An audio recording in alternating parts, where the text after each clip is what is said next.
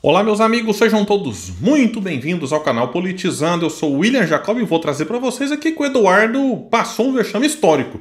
Todo mundo já está acostumado com a postura de traidor da pátria desse cidadão, mas ele fez uma nova postagem lambendo o Trump, mostrando um claro recuo que pegou mal no próprio meio bolsonarista. Vou trazer para vocês aqui um vídeo dele, que depois foi tentar desconversar e tal, tentando se explicar. E trarei também que o governo Lula acertou em cheio e decidiu não comentar a prisão de Bolsonaro, alegando o óbvio, que é uma questão de justiça, não do governo. Então, quando a gente critica, né, a gente vem cá e traz a crítica, mas nesse caso é uma postura correta e vamos aqui trazer esse elogio e explicar o que disse, então, o governo a respeito desse assunto. Só que antes quer pedir a sua ajuda. Chegou no canal, viu que não está inscrito, se puder se inscreva. Ativa aí o sininho das notificações, gostou do vídeo? Dedãozinho pra cima no joinha. Não gostou? Faz parte, manda o joinha pra baixo, comenta, compartilha e espalha.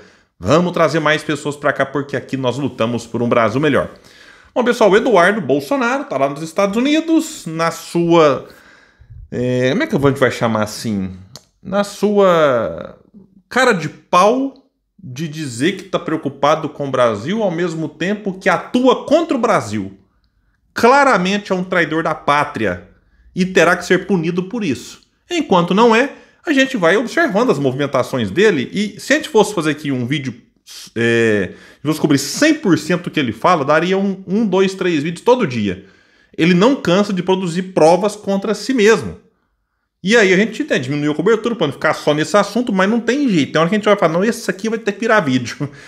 E aí ele deu um sinal de recuo claríssimo. Aí depois o pessoal começou a criticá-lo. Que tem a turma dos radicais que não quer nenhum tipo de recuo. Aí o Eduardo falava, tentou se explicar e fez outra postagem, fica nesse morde-a-sopra aqui, porque tá percebendo que o negócio não adianta. Né? Ficou ruim, eles começaram lá atrás, aí meteram a tornozeleira no pai, achando que o Moraes ia recuar, aí não recuou, agora prisão domiciliar, daqui a pouco a prisão... Né, vai, quem sabe, para preventiva, se não cumprir a domiciliar, a coisa vai se intensificando. Aí o que ele escreveu? Vejam só.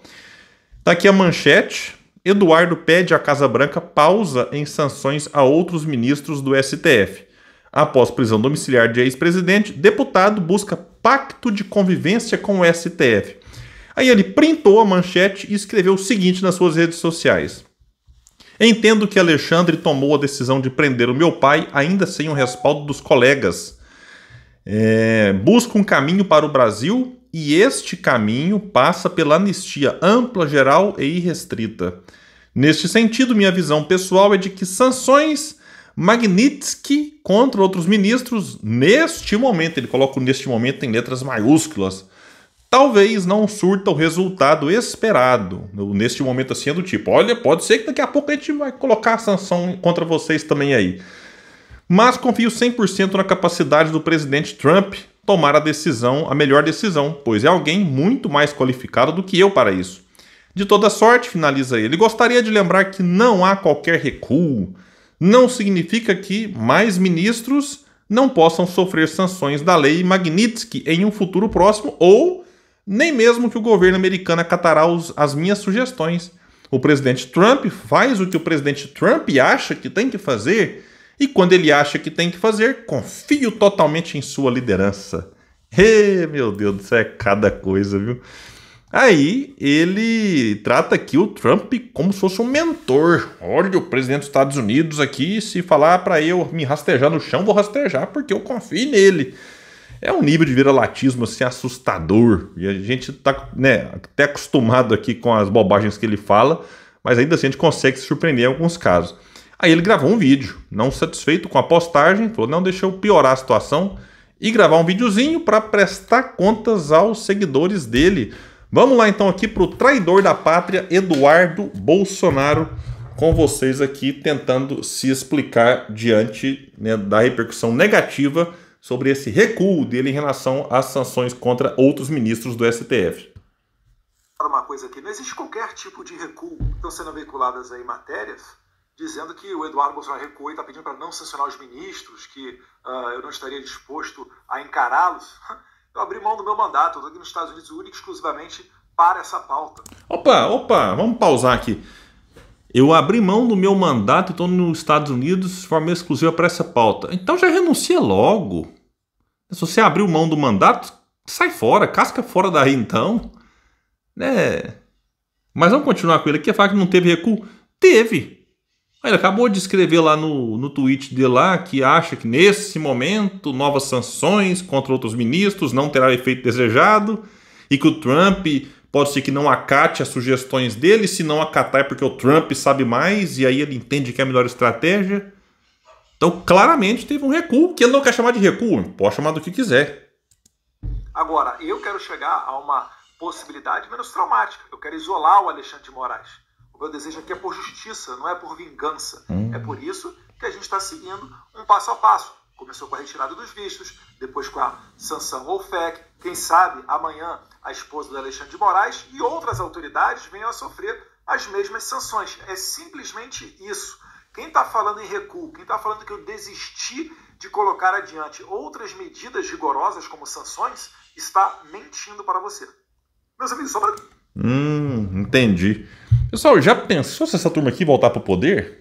Já pararam para pensar nisso assim?